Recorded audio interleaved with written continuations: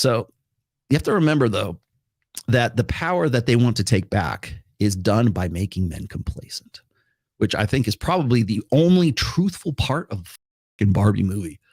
How do we sedate men? How do we make them complacent? The only way women win in Barbie land is by making guys complacent, by making guys think it's their responsibility and their duty to give Barbie and the Barbies their fucking power. Because you got to remember that the reason why the women have the right to vote is because of one guy, one kid, by the way, one 22-year-old, I want to say senator from Tennessee, in August 18th, 1920, right before when they were going to vote for women's votes for the 19th Amendment. And you know why he changed it? He was going to vote against it. You know why he changed his vote? Go look this up. I'll swear to God, this is the truth. God's gospel truth. One kid, he was a very young junior, I want to say senator. Either that, yeah, I think he was a senator. And his mom sent him a little note in his lunch or whatever the fuck it was, and said, vote for. I know you give women the right to vote. Vote for women. And he changed his vote from no to yes because mommy told him to change his vote.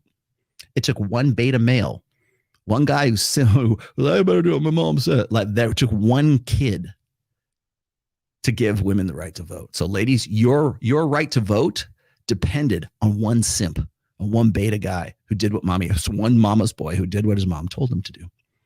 Go look it up. It's true. Swear, as God is my witness. Anyways, but you got to remember, so there's men, one guy. There's other men that, of course, voted for it too as well. But men gave women the right to vote. We have the power to do that. I was watching I want to say it was who the interview was, but the idea of like women's rights. Women do not have rights without men. Women need men to enforce their rights. So whenever you're looking at I forget God, I wish I had that interview on tap right now, but it was really brilliant. Somebody sent this to me. I forget who it was, but anyways, the guy was saying it was like this feminist versus this guy. I was saying, the only reason you have the rights that you think you're entitled to is because men are here to enforce those rights. Because the only people who are going to enforce those are the people who will resort to violence, because violence is at the end of the day, is the ultimate source of authority, right? Always has been. Who has the guns? They make the rules. Right? What is it?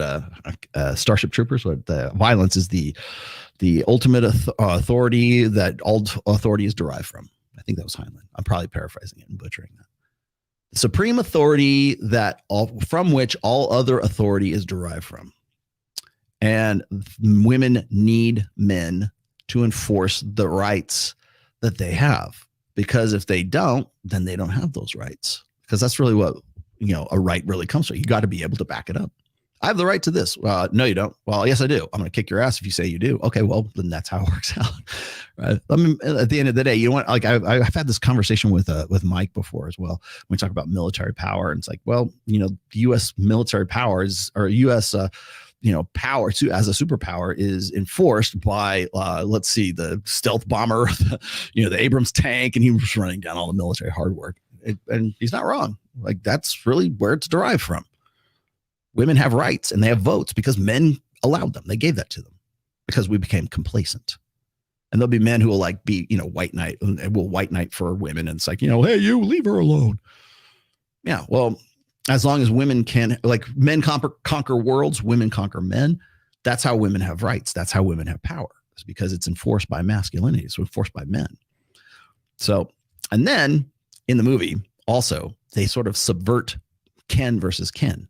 So it's let's you and him fight, which I've talked about before, having a capacity for violence, but also women enlisting that violence of one man to get what they want done with another man.